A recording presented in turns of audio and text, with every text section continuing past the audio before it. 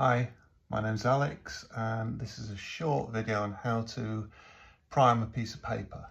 So first of all, for this, what you're going to need is some flat brushes like this. I've got a series like this that I use just for priming things, these type of brushes here, and they're really good for doing priming with because you can cover quite a large area with a long flat brush stroke.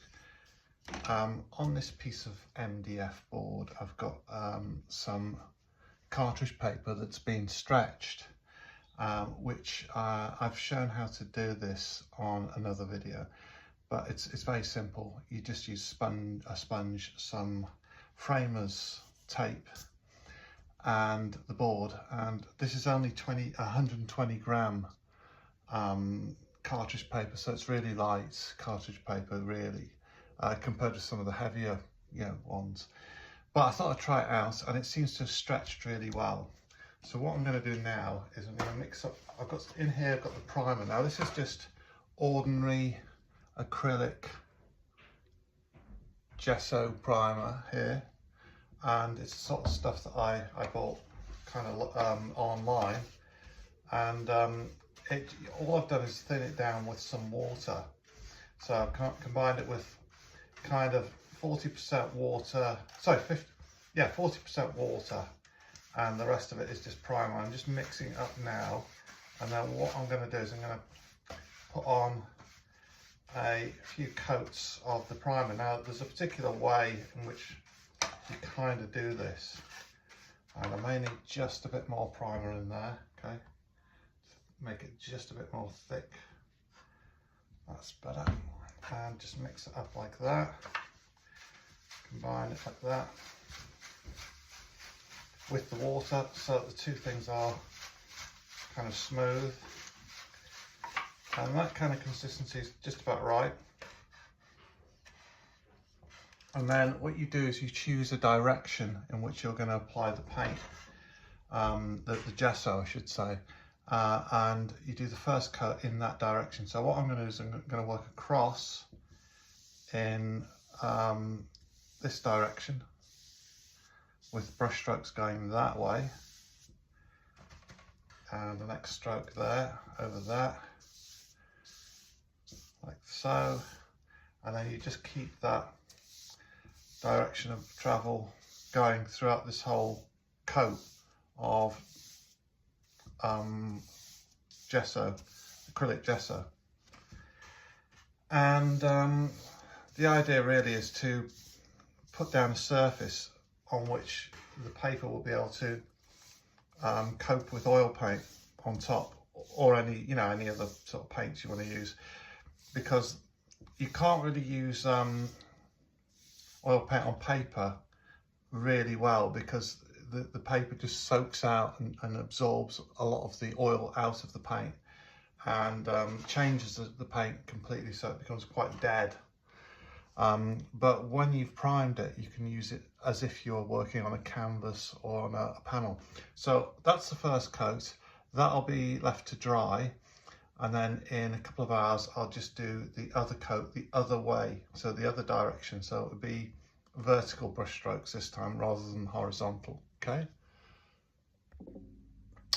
so this is the surface now after a couple of hours. It's dried completely and re-stretched, so you can see it's really flat, and you can see the directional nature of the marks which have been kind of preserved there, which can be desirable for some practitioners want that feeling of that kind of directional thing. And now we're going to apply the second and hopefully the final coat. You can use a thicker solution of primer than this, but I've chosen this because I don't want it to be too raised. In other words, I don't want the brush marks to interfere too much with the subsequent layers of paint that are going to be applied when I'm creating the artwork. Okay.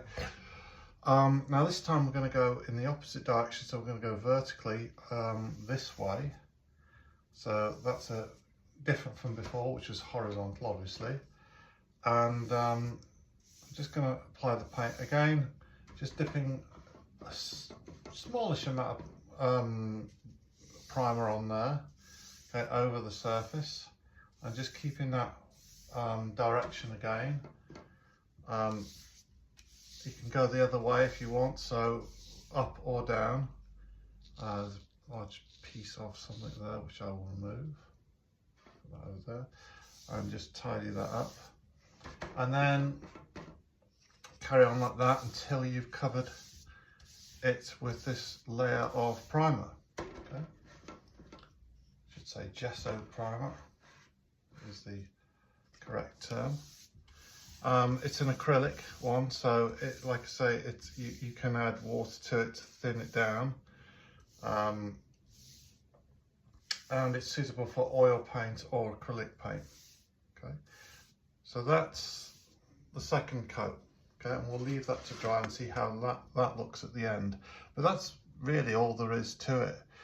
You just apply 2 layers of primer, one in one direction, the other in the other direction, and try and create that kind of, I just noticed a slight sort of movement there, the brush marks there, that's better, to get a kind of crisscross effect, a little bit like the weave of a canvas, but I've used a slightly looser paint gesso consistency, so that won't be too much of an apparent issue when I come to paint on top, because I didn't want that kind of fabric effect coming through onto the surface.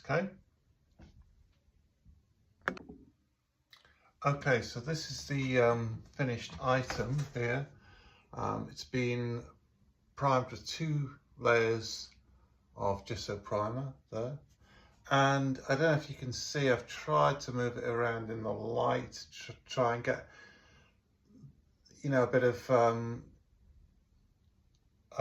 texture on the surface there, just to show you how the paint, the gesso, I should say, has been applied in 2 directions to create that kind of pattern on the surface.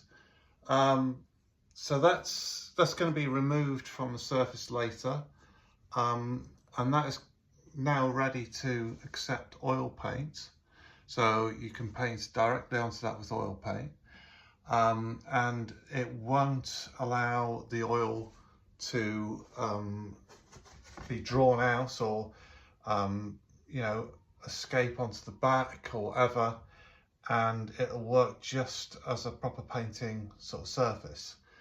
And if you watch the video, don't forget to subscribe, and if it's been of any use, whatever, give it a like, and hopefully there'll be some more videos on other aspects of surface and paint preparation and practical aspects of painting. Okay, thank you.